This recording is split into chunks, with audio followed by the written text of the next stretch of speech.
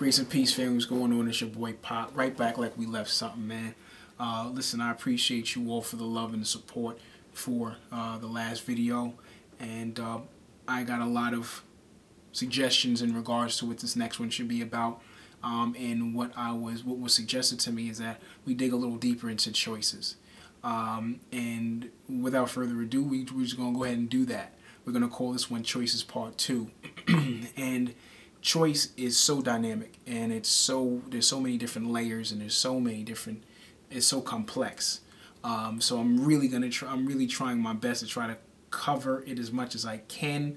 But it's going to be impossible for us to be able to really dig too deep, because really it'll take forever to be able to cover every aspect of choice.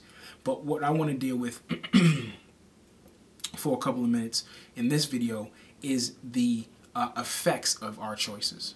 Okay. Last video, just to recap, we talked about that. We talked about the fact that choice is a gift from God and something that we shouldn't be taken lightly, and how we have the power to choose. Like, the power is literally in our hands. God has placed it there, and He requires good decision making, and He requires good choices because we know better. Okay.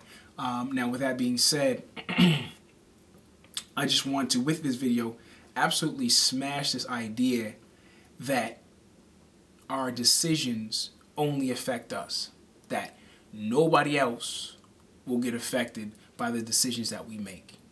That is the furthest thing from the truth. In actuality, the reality of it is, if you were really to think about it for a second, every decision that you make affects somebody else. If you decide to rob a bank, you are affecting the people who are working there, who have families. You're affecting the people that may be in the bank at that time. If you get caught, then guess what? You're affecting your parents. You're affecting your family. So there's a bunch of different things, and a bunch of different people, I should say, that our one decision that we make for ourselves, they will all be affected.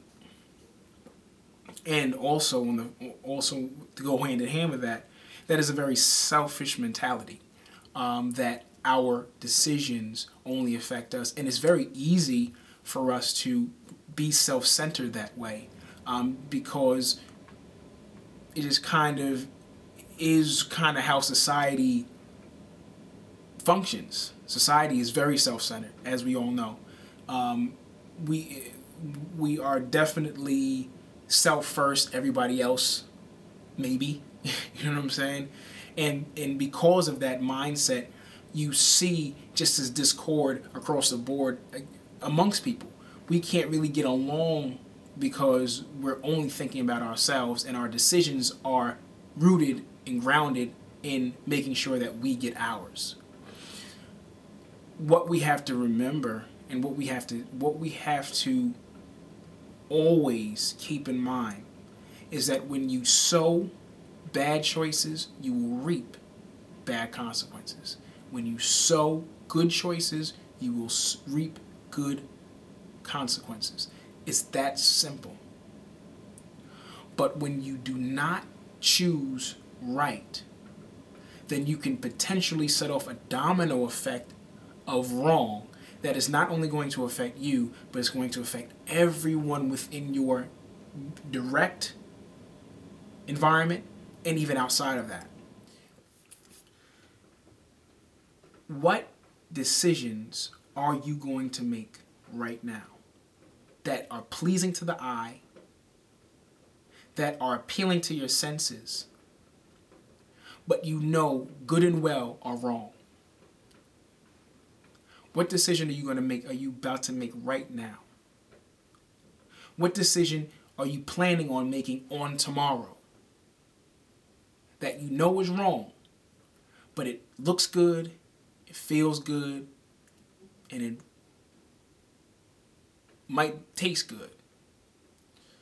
What is it that is appealing to your senses right now that is going to influence you to make a choice that is wrong?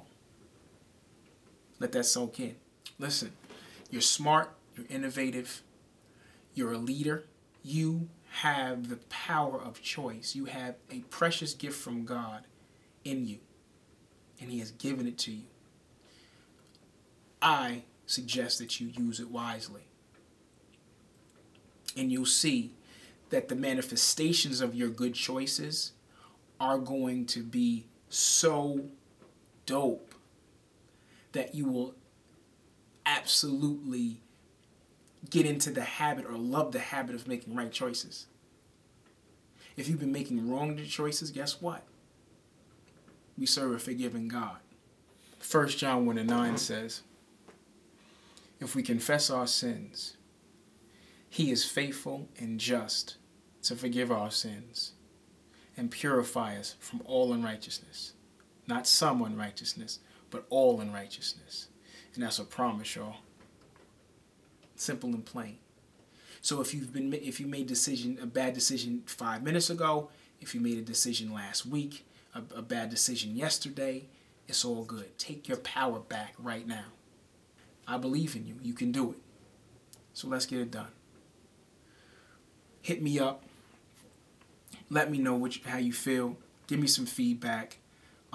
Give me some testimony. You know what I mean? If you were going to make a bad decision, if I'm talking directly to you, you'll email me. Let me know the decision that you were going to make and what you decided to do.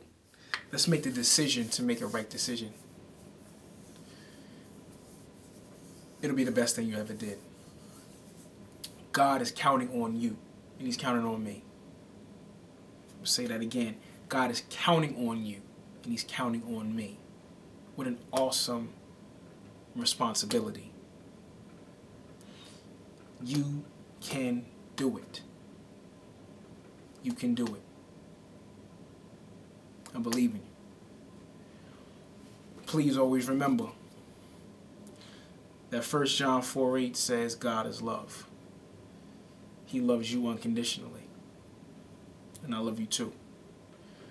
Till the next time, let's make the devil mad, family. Peace.